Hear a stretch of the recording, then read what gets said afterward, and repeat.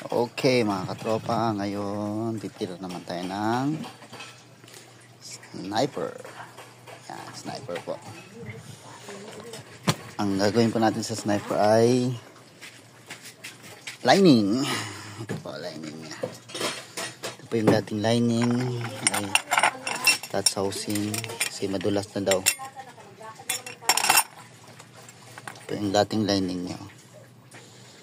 Halos ngayon papalitan natin siya ng 4S1M na Hyperclax.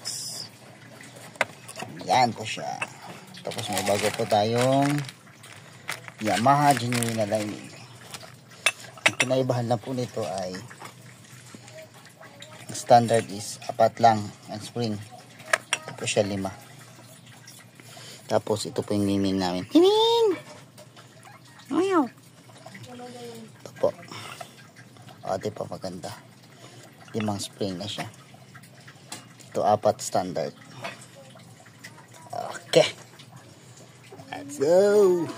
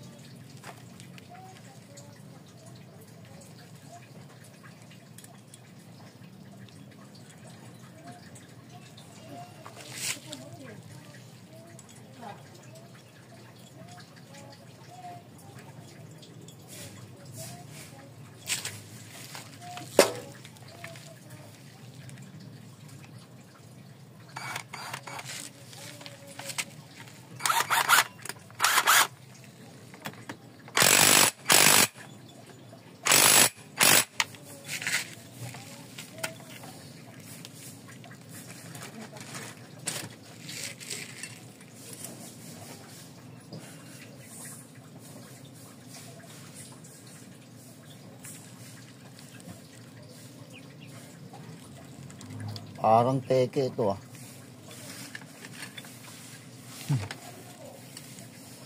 Tol, ang lining mo peke.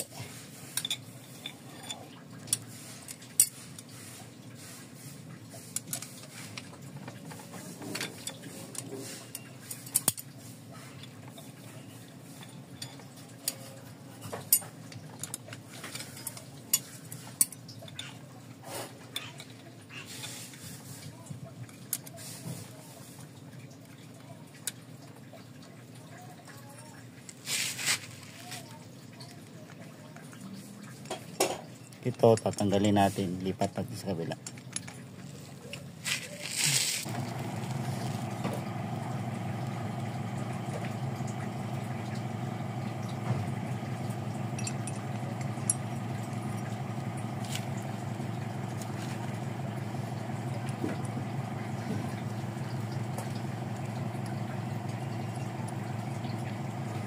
Maya na po natin sikipan para sakto po siya dito. May bulitas dito sa loob.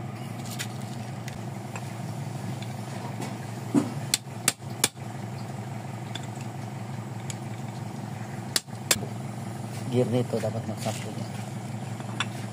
Tulad na ganito, sakto siya. Pag hindi mo siya nalagyan ng tama. Siya nalagyan ng tama. Angat yan siya. Dapat ganyan.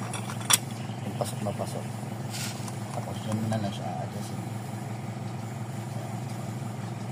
People change. Ay, matanggal pala yung cover niya, men? Ano? Tanggal po.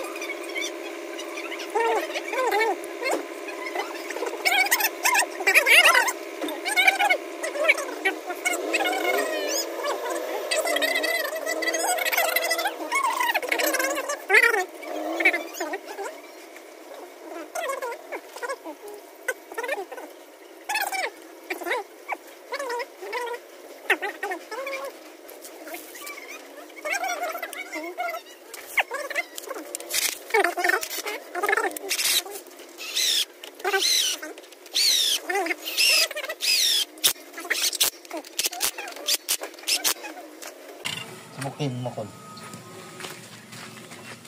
Jerusalem.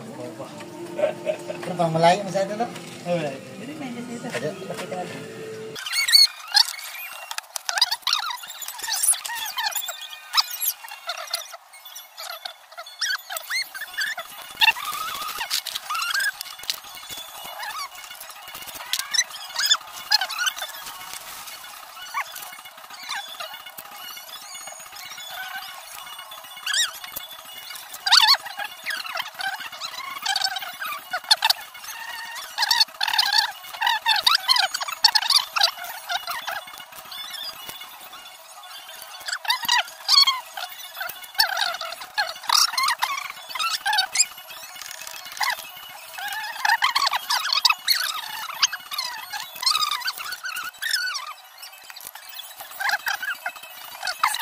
Okay, tapos na. Yan yung may-ari, oh.